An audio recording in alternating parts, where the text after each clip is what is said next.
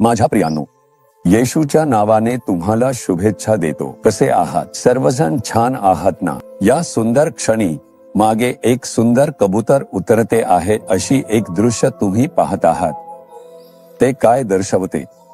एक वचन लिहिले आहे, पवित्र आत्मा तुमच्यावर येतो तेव्हा तुम्हाला सामर्थ्य मिळेल. आपण बायबलमध्ये पाहतो की पवित्र आत्मा कबुतराच्या रूपात येऊन येशूवर बसला. म्हणूनच कबूतर हे पवित्र आत्म्याचे प्रतीक म्हणून वापरले गेले आहे. आपण पवित्र आत्म्याने भरलेले आणि सामर्थ्यवान व्हावे अशी परमेश्वराची इच्छा आहे. ते सामर्थ्य मिळवून आपले जीवन त्यासाठी समर्पित करायला हवे. ठीक आहे, तर या दिवशी प्रभू आपल्याला काय सांगू इच्छितात हे पाहूया. 1 शामुएल 26 अध्याय 25 वचन. एक मनुष्य दुसऱ्या मनुष्याबद्दल बोललेले शब्द आहे ते पहा.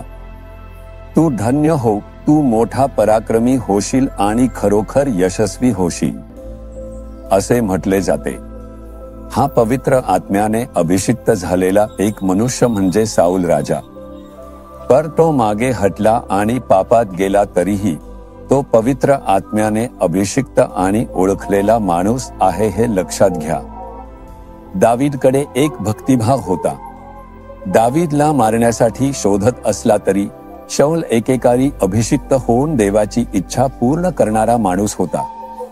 म्हणून दावीद त्याला सन्मान आणि आदर देतो. दावीदांना मारण्यासाठी शोधत असतानाही तो त्याच्यावर प्रेम करतो. हे ओळखूनच साऊल म्हणतो, तू आशीर्वादित आहेस. ही प्रभूच्या तोंडून आलेली एक वचन आहे. कधी कधी तुमचे शत्रूंच्या तोंडातूनच प्रभू तुमच्यासाठी आशीर्वादाची वचने आणतो. जे लोक तुमच्याशी वैर ठेवतात किंवा तुम्हाला नष्ट करायचा विचार करतात त्यांच्याच माध्यमातून प्रभू तुमच्यासाठी आशीर्वाद आणतो आणि ती पूर्ण होतात. असंच ज्यांना मारण्यासाठी शोध घेतला गेला त्या दाविदाकडे पाहून तो म्हणतो, तू आशीर्वादित आहेस. कारण त्याच्या अंतःकरणातील माणसाला म्हणजेच त्याच्या आत्म्यात हे कळते की हा आशीर्वादित आहे. प्रभू त्याला आशीर्वाद देतो. म्हणूनच तू आशीर्वादित आहेस. तू मोठी कामं करशील, अधिकाधिक सामर्थ्यवान होशील. 3 गोष्टी तो सांगतो.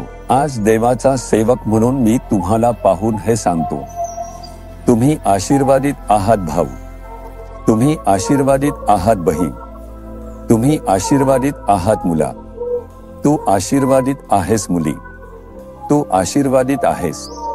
कारण तुम्ही येशूवर प्रेम करता, त्याच्यावर प्रेम आहे, त्याच्यावर विश्वास ठेवता. नक्कीच तुम्ही आशीर्वादित आहात. तुम्हाला वाटते का की तुमच्याकडे एकही आशीर्वाद नाही? आजपासून तुम्ही आशीर्वाद पाहाल. हीच प्रभूची वाणी तुमच्यापर्यंत पोहोचते आहे. तुम्ही मोठं कार्य कराल. तुम्ही काय करता? व्यवसाय करता का? त्यात मोठं कार्य कराल. शिक्षणात? त्यात यश मिळवाल, मोठं कार्य कराल. सेवा करता का? त्यातही तुम्ही मोठं कार्य कराल. कारण प्रभू मोठा आहे. तो मोठी कार्य करतो. करुणाधार मोठी कार्य करतो. मग तुमच्या सोबत असणारा प्रभू मोठं कार्य करणारा आहे. म्हणून तो तुमच्या मार्फत मोठं कार्य करेल. यावर विश्वास ठेवा. प्रभू, मी आशीर्वादित आहे यावर मी विश्वास ठेवतो असं म्हणा. मी येशूच्या नावाने मोठं कार्य करीन. मी यावर विश्वास ठेवतो असं म्हणा. तू अधिकाधिक सामर्थ्यवान होशील. तुम्ही अधिकाधिक आशीर्वादित व्हाल. सत्फळ मिळवत राहाल. कधीच कमी पडणार नाही. तुम्ही प्रगती कराल. ही प्रभूने तुम्हाला दिलेली वचन आहे. ही 3 वचने मनात ठेवा आणि प्रभूचे स्तुती करा. मी आशीर्वादित आहे. मी आशीर्वादित आहे. प्रभू मला सामर्थ्य देऊन मोठी कामे करण्यासाठी वापरतील.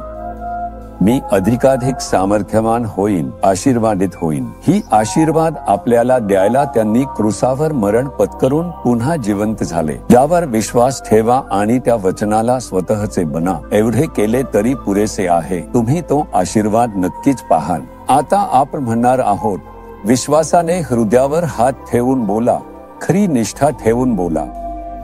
येशूच्या नावाने मी आशीर्वादित आहे. येशूच्या नावाने मी सर्वदा आशीर्वादित आहे. मी येशूच्या नावाने मोठी कामे करीन. मी अधिकाधिक सामर्थ्यवान होईन, आशीर्वादित होईन आणि उंचावला जाईन. येशू ख्रिस्ताच्या नावाने मी हे आशीर्वाद स्वीकारतो. आमेन, आमेन.